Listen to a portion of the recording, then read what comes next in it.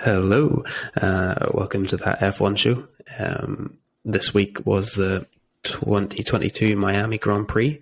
It has, as of recording, it is literally just finished. So a later race today, UK time, it was 8:30. I'm currently in Mallorca, so it was 9:30, and it's currently 25 to midnight. So this may be short. But due to different things, I actually didn't see much of the build up to the race, Roger. So in terms of like the week leading up to it, practice and qualifying, I just saw the end of Q3. So did I miss much? Yeah, it's been a busy week. I think for the drivers, the teams, it's been a busy one. Obviously being in Miami and by the Hard Rock Stadium, where the Super Bowl, you'll as an NFL fan will probably know a lot more than me, but I did just think I'm one of these people who just thought the Super Bowl was the match, whereas they're saying today that the Super Bowl is a week-long event, nearly a week-long event, and so much stuff happens, which I thought, a lot like people who watch Formula One think it's just the race, where it's so much more. It's like a 4 day event for Formula One, so seeing this, like, you can see the drivers whenever you follow them on social media and stuff, they'll show up on a Thursday, Friday's practice, Saturday's qualifying, Sunday's race, in a sense. Whereas this week, following them, like you've seen, they were all there Tuesday, straight into things. They've been at sports events. They've had, obviously, Miami being such a big sports place. You've got the baseball, basketball, football. You've got so much going on. Just an entertainment town. It is like it's a party city. Yeah. So I think from that, they've just been at everything. Obviously, this is the first one, so the build up, the hype, the everything, just getting the crowd going from the very beginning. It's been such a big thing. So just obviously, as you mentioned, the race is just finished, and you can see not only from the physicality of the track and the heat and everything, but they just look done. I'd say social media, they will be out of there. Like, there's the things that the teams have to do and the drivers have to do, and there's in your contracts, and you've got to do this and that, and they will love that. They will love the build up, but I'm sure they will feel that this week. But yeah, loads has been going on. As I mentioned, like, there's the drivers have been at different sports events and things. I see James Corden has been, like, from the Late Show. He's been recording with McLaren all week. They're going to do a full show on it at some point as well. So that's going to be good. I'm looking forward to seeing that. And I saw Hamilton was in New York for like some media stuff, and yeah, Perez was in New York for some like Red Bull linked stuff. Yeah. And then, like you said, I noticed George Russell was at the Miami Heat basketball match. So yeah, like they're probably not wrecked going into it. It's not like they're out till all hours of the morning, but it takes your focus away from it, especially just for a new track. Different if they're going in something like Silverstone, where they know it like the back of their hand, but yeah, when they're going into a fresh circuit, you probably need to be dialed in that bit more. Yeah, like we know, even if you went from location to location, like, you've got jet lag to deal with. They had obviously Australia, and then they've got back to Europe, and then so they have to deal with jet lag. But not only are they dealing with jet lag from going from one Grand Prix to the other, which obviously it's been 2 weeks apart, things like that, but they're doing so many different things around the world, different locations, that they've got to juggle that so much, which I follow on Carlos Sainz this week, just with his trainer. He's like, not only does his trainer have to look after his physical well-being, but also like every other part of that. So his trainer will actually set his time and get him up just so to best deal with jet lag and everything. So just, yeah, it's crazy, but it's been a busy week for them. So much is different, obviously. Even their helmets, down to their helmets this week, like some really, have you seen any of them? Like the different styles? Obviously we've seen during the race, but have you seen the design outside of the car? Yeah, well, obviously, I'm sure we'll talk about it, but because Norris's race finished early, you obviously got a good look at his helmet, which was awesome. Yeah, I love it. It probably would be my favorite. I love NBA, Boston Celtic fan, so whenever I seen his design, it just looked so good. Obviously, like, it's very smartly done. Whenever he got out of the car, you'll see it from the back. It looks like it does look like a basketball, but there is like a little bit of, for aerodynamics, the white clear plastic at the back. But from a distance, you don't know it. But if you go up close, and you will see that. But yeah, any others that you've seen? No, I just I saw that Verstappen and Russell had like just a wee bit of like color throughout, like purpley, sort of like Miami. I think is quite often like purple and pink, and I suppose this represents the like Miami would have a huge like Cuban population, so I suppose just the colorfulness of Latin America and different things. So I just saw a bit more color on the helmets, but nothing specific. It's great. Any others stand out to you? Oh yeah, so I'll post some up as well. I know a couple of people have on social media. Bottas had 3 helmets, like 3 different designs for him, that I think he wore each different day. Another one stood out was, which is a big thing. Obviously, Vettel is a massive advocate for different things. One of these is global warming. And in his helmet, you will have seen, obviously, he's got the flag still for Ukraine going down, but he also has had half the helmet, which you couldn't see from the above shot, but half of it was like water. And then he had like a little snorkel coming out. So it came up to the top. And he was pretty much saying, welcome to Miami 2060, where like the underwater Grand Prix, just all about the rising sea level. And if we don't sort global warming out and the rise in sea level, that we will be in underwater Grand Prix. So things like that were, but it was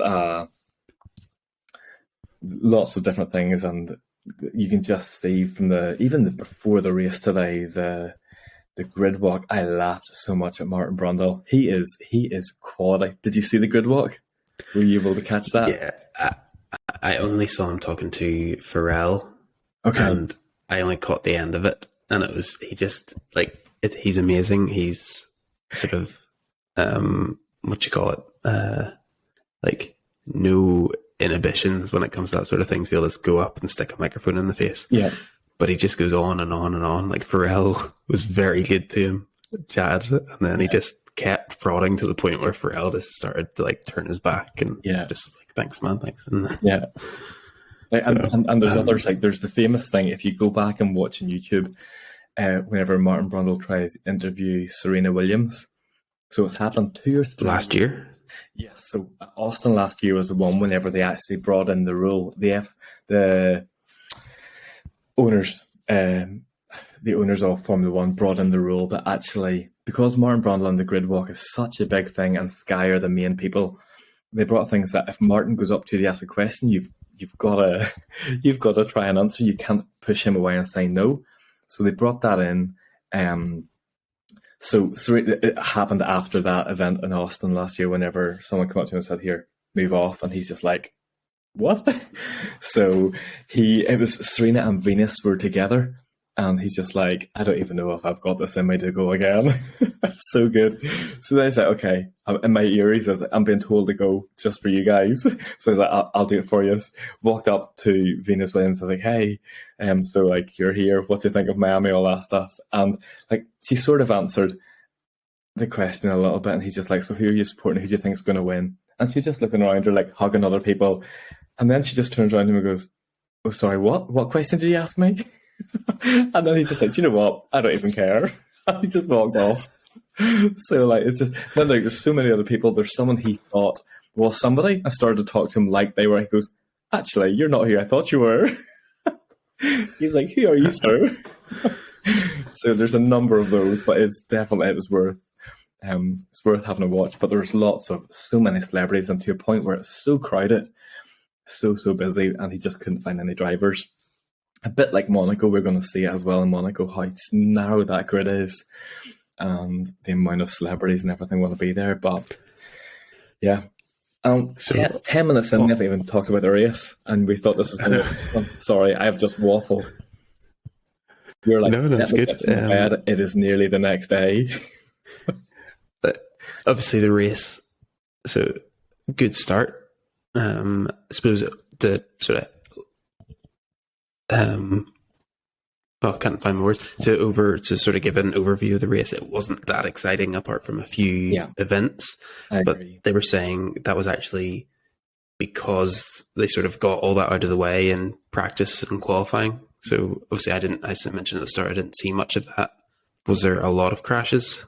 It's not that there was a lot of crash. Well, there was. What they find is the drivers quickly find that obviously new track, new surface layout, all that stuff.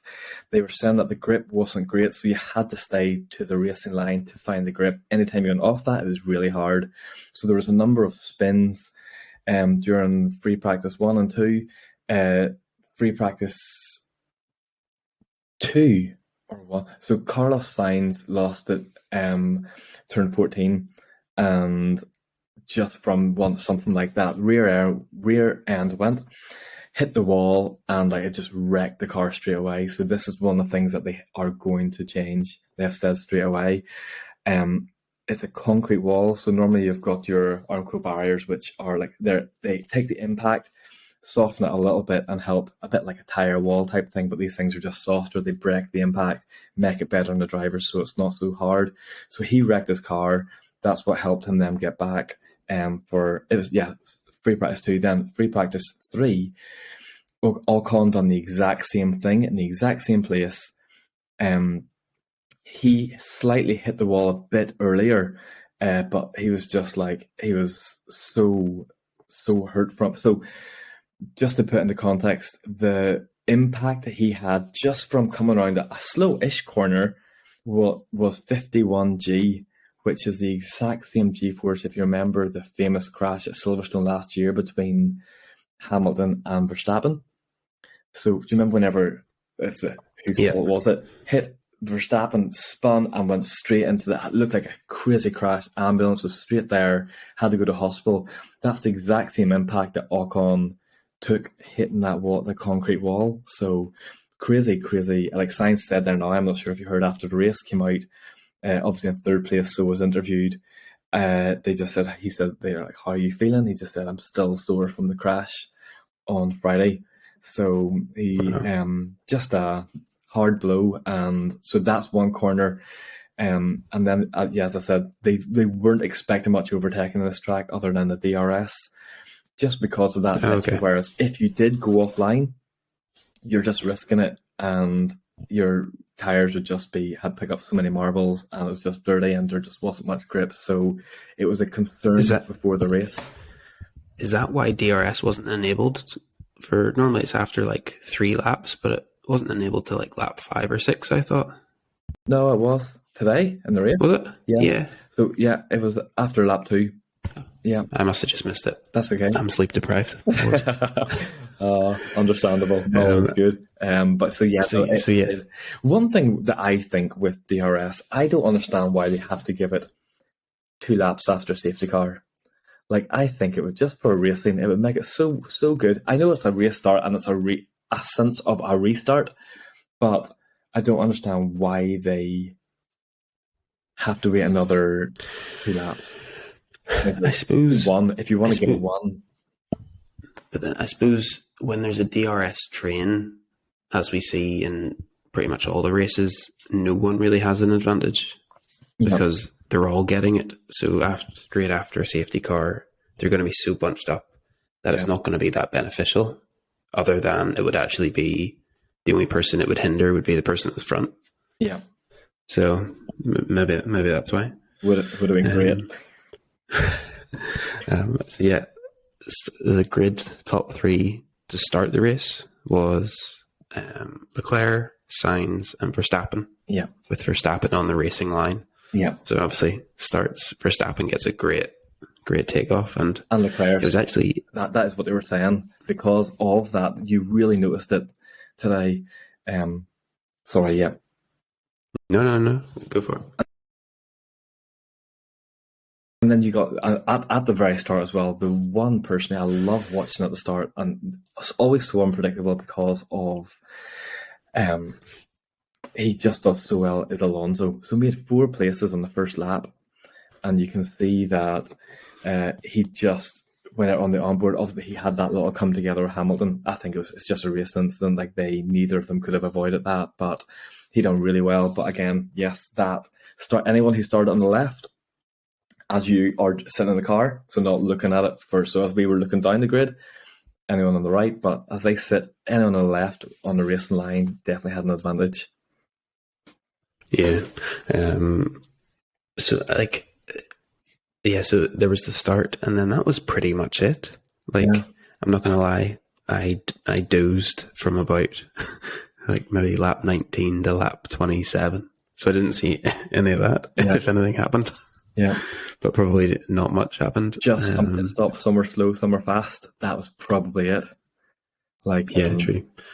It was that obviously there's thing, and then all of it was just chat around tires, the mediums. Ferrari, everyone's just like, oh, this is Ferrari's year. They're back, but it really, this is what we were saying, I think 2 weeks ago. How it really, yes, after Imola, we see the Red Bulls have pace. We knew they had pace in Jeddah. They have the quickest, best car. They do. The only reason they seem like Ferrari seem they're so far ahead is because Red Bull had those two awful races where they were out and scored no points. Yeah. Put them in again, and Red Bull would be a good bit ahead at the minute, and it would be Ferrari being like, how do we get this extra 10 kilometers an hour in the straight? So they need to sort that out. Like, Max has won every race he's finished. Yeah. This season. So that just shows you how good they are. Yeah. It's just a pity, obviously, Perez just hasn't managed. Well, sorry, a pity for Red Bull. Perez just isn't seeming like to match that. I thought he would have done better. Like, I know he had that slight little issue in they were saying he had the slight issue with his car in this race that didn't give him the full maximum power. But with a brand new set of mediums, first of all, whenever the safety car did come out, which obviously added a little bit of drama at the front and the whole way through the grid actually. Whenever it came out, I was like, why did, and even Christian Horner said it, like Max was just that wee bit ahead to miss the pitting for tyres. Ferrari could have made it, but didn't pit either of them. But if Leclerc or Sainz had new tyres there, they definitely would have helped. But I think Sainz done a really good job of keeping Perez behind after the restart, and I think that Perez missed a trick. I think, truthfully, I thought Christian Horner would be like, we're on to a winner here. We could even get second. Well, we should definitely. I think he would have thought we would have had Carlos, because they were catching him anyway. They're catching him on the same set of tyres. He's now got a set of mediums, brand new, and 10 laps to go. Just kill those tyres, go as quick as you can, but couldn't make it happen. So I'm slightly surprised by Perez this year. I thought he would have had a great finish to the end of the year last year. Thought he would have maybe done a wee bit more, but interesting to see as the season goes on. Yeah. Do you think being the number 2 driver maybe just takes that killer instinct out of you? I don't know. I think because yes, if you are new and you're second to Max, a bit like we have seen with Gasly, Kvyat, Albon, like we've seen that. Perez has been around for such a long time.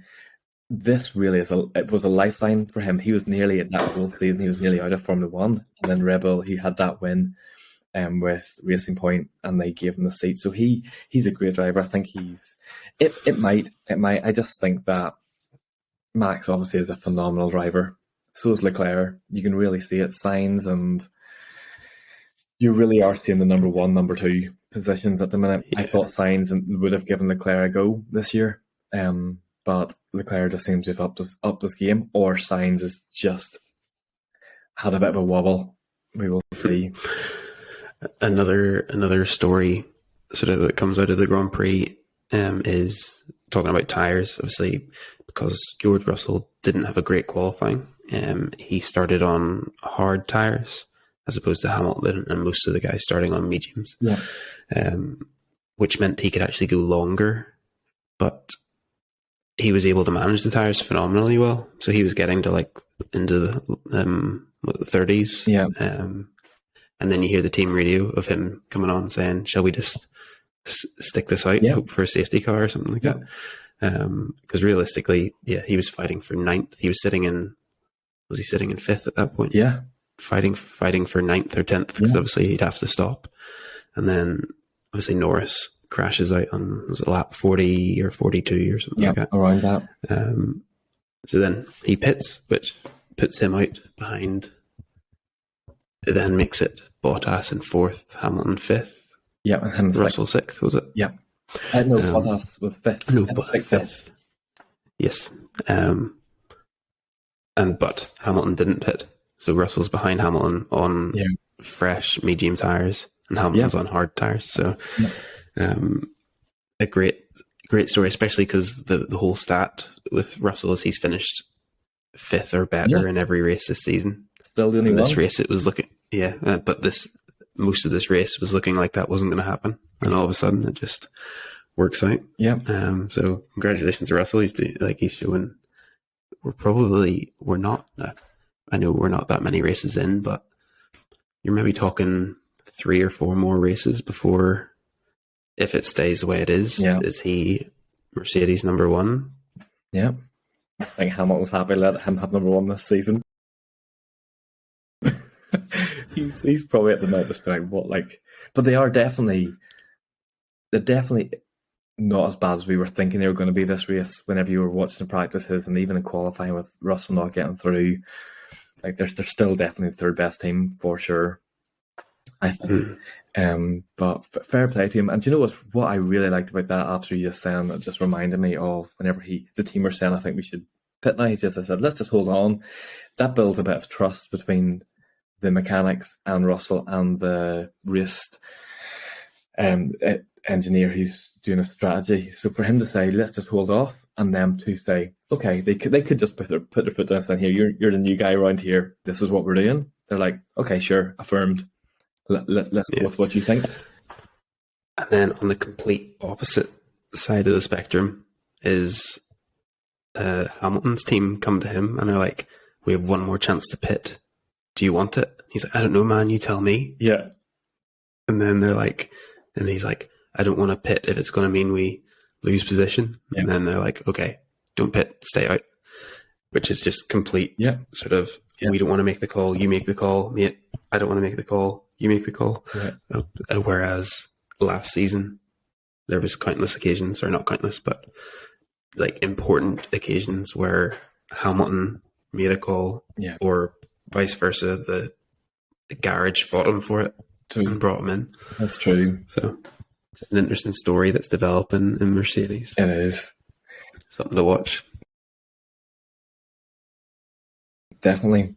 And then this week we obviously had because after we started our Roger versus Alan, and it was 1-1, and because it's early on in the season, we have selected a driver each, and being 1-1, we done a little social media thing where we let TikTok decide.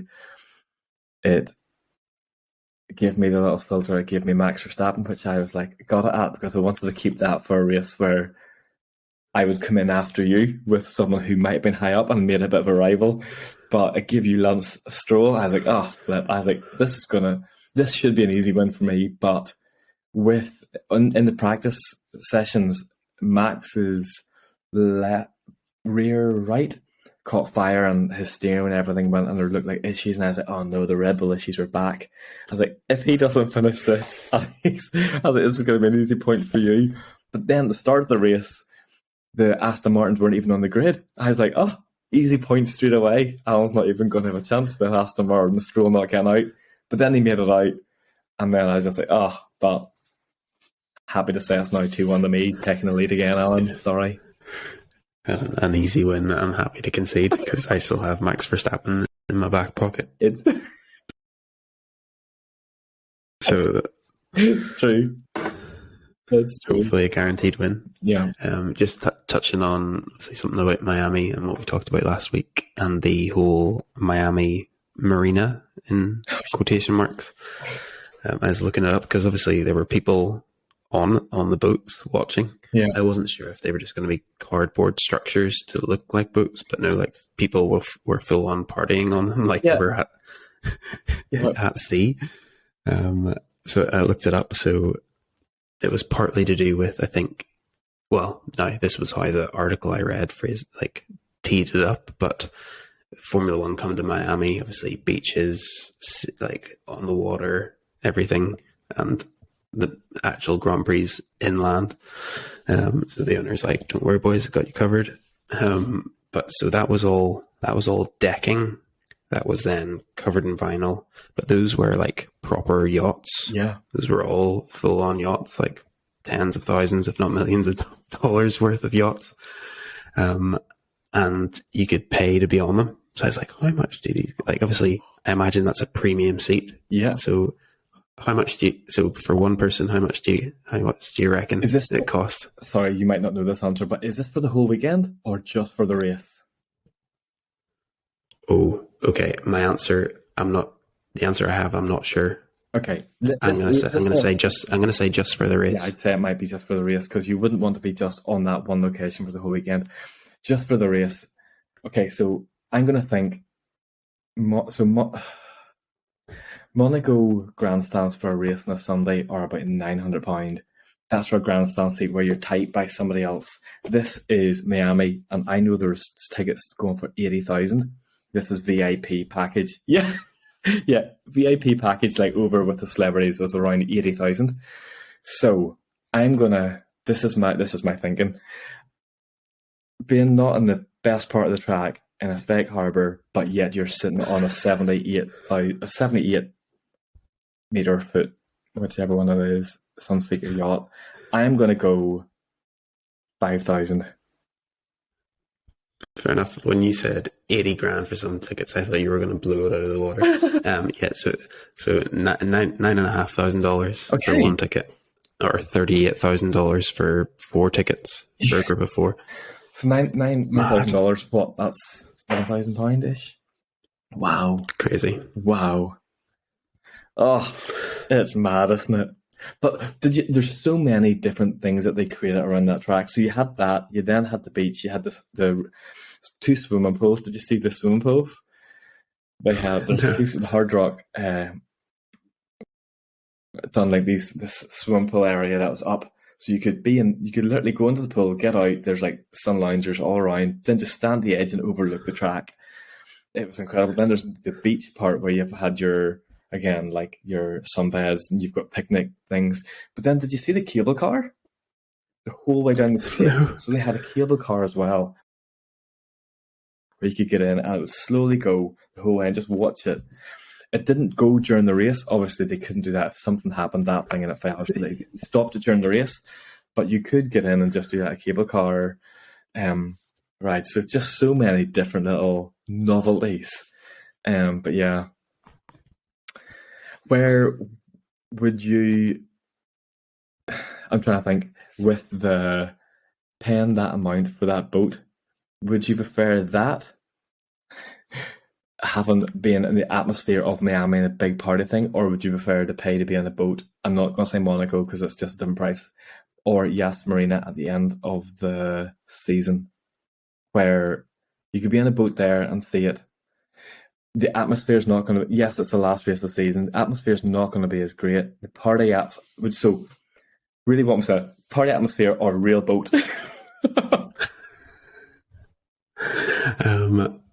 If you're paying that much money to be on a boat, it better be in the water. Yeah. So, Yas Marina for that. Yeah.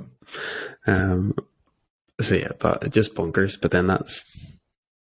Yeah, like at the end of the day, Formula One's a luxury. Like it's there's huge money in it, so it makes sense that there's huge money to be paid just to be around it. Yeah. There was, and they showed that whole Grand Prix even from before. So I was watching here in the UK, Man City were playing Newcastle in football. It was the halftime, and just before it went to the guys in the studio, it was showing the Formula One Sky F1 team, and they were just getting into their helicopter. They were up in this, like, it showed you them getting in. Then they'd done a pre-race build-up from the helicopter saying, hey, we're here, we're on our way to the track. Martin, what do you think about the race? Jensen, what do you think of the race? And they were just chatting around it, and they said, okay, guys, come back, join us in a few hours after the City game. I went to the boys' studio, like, we need to ask Sky for a pay increase. We came here in a bus. It's just great. Just see as you say, the wealth around Formula One and just this whole other. It's just another league. Oh man. Good. So yeah, Off to Monaco next, which would be good. Yep. But yeah. Oh well. Qualifying is probably one of the highlights of Monaco. Yeah, true. Like the race can typically be a bit uneventful. But I'm glad that there's two race weekends in a row. So who do you think I said in last week's podcast that it'll be a Red Bull win this week, a Ferrari win next week, and then Mercedes potentially the week after? Oh. So Barcelona, 1 out of 3 so far. You've got that one right. With next week, we're definitely seeing even today that Ferrari were quicker in sector 1 with the slow corners. Red Bull have the speed advantage because of straights. There is no straights in Monaco, really. Like by the time, like there's always a bend somewhere in it. Only that, yeah, there's none. I'm going to say there's none. With how quick a Formula 1 car goes, there's not really a straight. So yeah, and even the straights are curved. Yeah, it's Leclerc's home. He has in Formula 1. He has never. I don't think he's finished at all. He's always had an issue or a crash. It's not a good rate. It's not like that's pressure. It might be pressure for him, but there's definitely this thing around. He just needs to do well. Obviously, he put it on pole last year in a Ferrari. That was not a good Ferrari.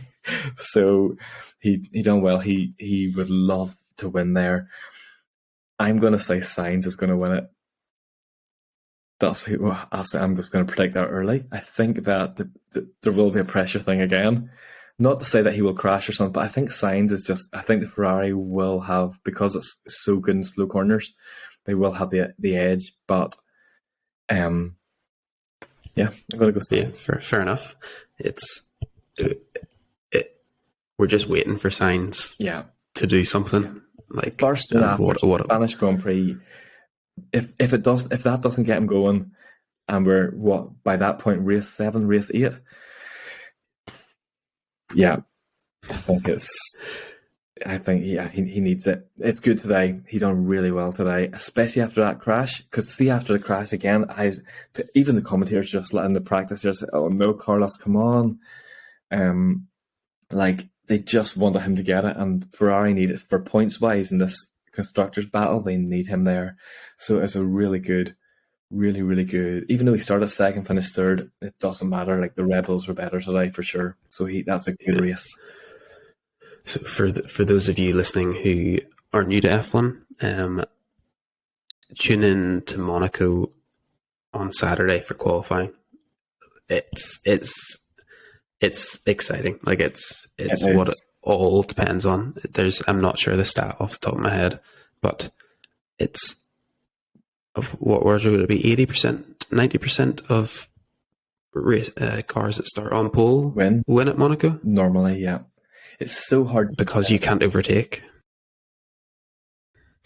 So hard to overtake, and yeah, and even that. Some people are like, oh, even if it turns into a wet race, it still doesn't matter because like it's the whole like there's so much that in it that is just.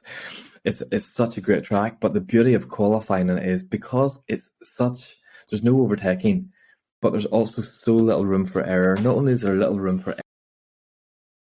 error, it's such a short track as well. Like it's a quick lap. So the first for Q1, whenever all 20 cars are out, and they all have to get their tires to the right temperature for such a vital lap to get through. There's such a build-up, and it's just messy. Q1 is so good. Q2 is then good as well. But Q1 and Q3 are priceless. They really are. Yep. So the last stat, I looked it up there. So the driver on pole was won 11 of the last 18 races in Monaco. Yeah. It's maybe not quite 80 or 90%, but it shows you just how important Saturday is. It's still... It can obviously have its moments. It's a street circuit. You can crash. Yep. Anything can happen, but there's just not a lot of overtaking. Yeah. Which is what brings a lot of excitement for me on. Yeah. So tune in on Saturday. Obviously tune in on Sunday as well, but try not to miss Saturday. Yeah. So yeah, I think, is there anything else, or shall we conclude? I think it's good, Alan. You are now in Monday, so it's a late one. Have a wonderful week in Majorca. Yeah, beautiful island that it is. Make sure you go to a bakery and ask for an ensaimada. Beautiful Majorcan pastry croissant type thing. It's a bit like a cinnamon swirl, but no cinnamon. It's that sort of a spirally shape. Do you think I'm joking? You're laughing. No, I know. I'm trying to a random thing. I'm trying to remember what you said it's called. Ensaimada. Ensaimada. So Okey-doke. it's a really, really sweet bread, but it's like you'll see it wherever you go. Even whenever you leave in the airport, you'll see they do them all different sizes. But yeah, please go and get an ensaimada. Beautiful. Perfect. I will do. Everybody else listening, enjoy weeks as well. Yes, thank you. And as ever, you know where you can find us, anywhere on the internet at That F1 Show. So thanks for listening, and we'll speak to you next week after the Monaco Grand Prix. Take care, everyone. Bye.